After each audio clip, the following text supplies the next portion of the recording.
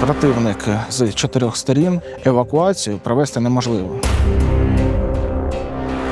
Їх уже позицію розбирали, і FPV, і міномети. Це було вже фатально.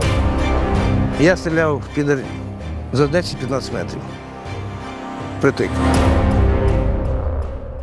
Наші Збройні сили не перестають дивувати. І сьогодні ми завітали до 128-ї бригади ТрО «Дике поле» і розкажемо вам про одну з таких історій. Світлана. Їй 59 років. В критичний момент вона взяла до рук гранатомет, вразила ворога, чим врятувала свій підрозділ від оточення.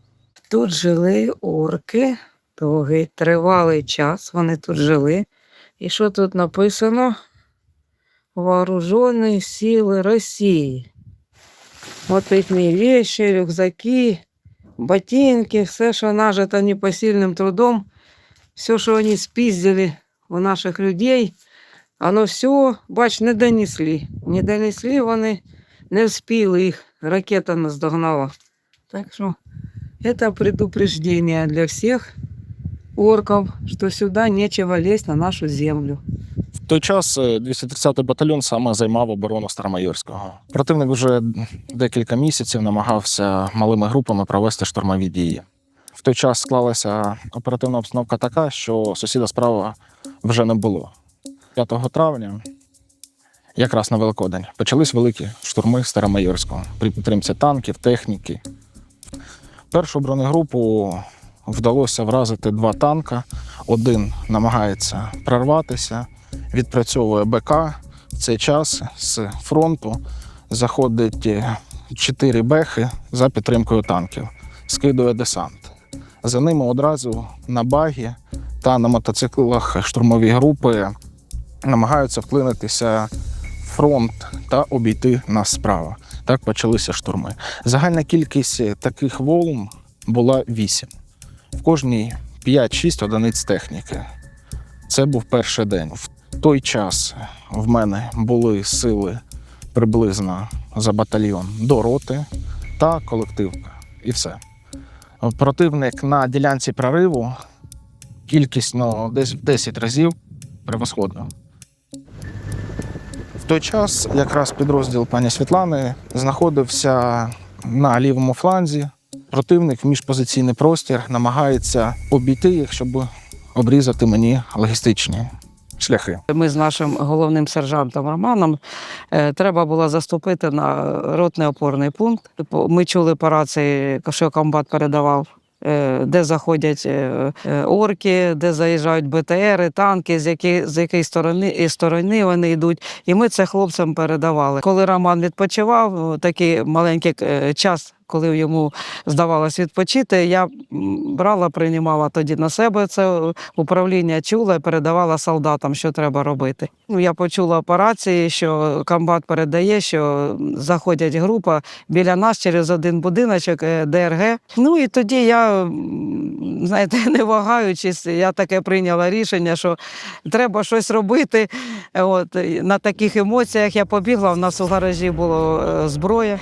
І я схопила гранатомети, дуже багато, я їх розложила, видірнула чеки, повзводила їх, там гранати розложила, у мене все було готове. А тоді, щось не думаючи, я один схопила і побігла через домик, підбігла прямо до вікна, до віконця, вистрілила в віконця і прибігла назад.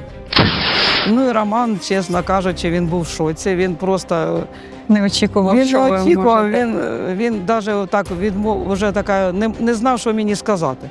І тоді подумав так трохи, а потім каже, ну, молодець. Якби вони закріпилися в цій будівлі одразу, вони б прикривали наступні групи, які заходили, і закріплялися далі. І це було вже фатально. На той момент я не розуміла, наприклад, що я таке щось зробила. Це було важливо, і я це зробила. А не було от страху, знаєте, зробити дію? Ні, ви знаєте, в мене якось нема страху. Нема. Я якась така бойова, така жіночка. Ну, ви знаєте, може тому, що вже такий вік, уже 59 років, я більше хвилююсь за наших хлопців, яким там є такі молоденькі, молоді зовсім, в яких ще й дівчат немає, знаєте, і сім'ї. І я більше за них хвилююсь. І за себе ніколи не хвилююсь. Ну, скажімо, тут твій гарем, Да, о, точно. Мой гарем. Саме в цій ситуації пані Світлана деблокувала логістичний шлях забезпечення своєї роти та резервів, які вже зайшли на посилення їх флангу у Старомайорському.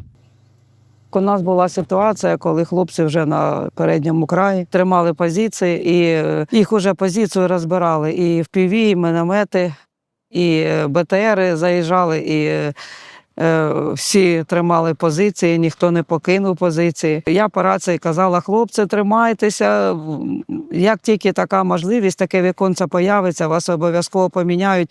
І вони чули, що з ними жіночка, чули мій голос, і все добре, все. І далі ми працюємо, так було. Я разом з ними, і це їх мотивувало так.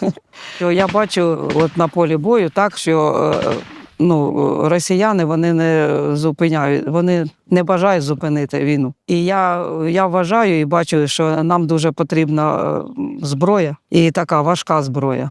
Тому що росіяни, вони тільки розуміють мову сили.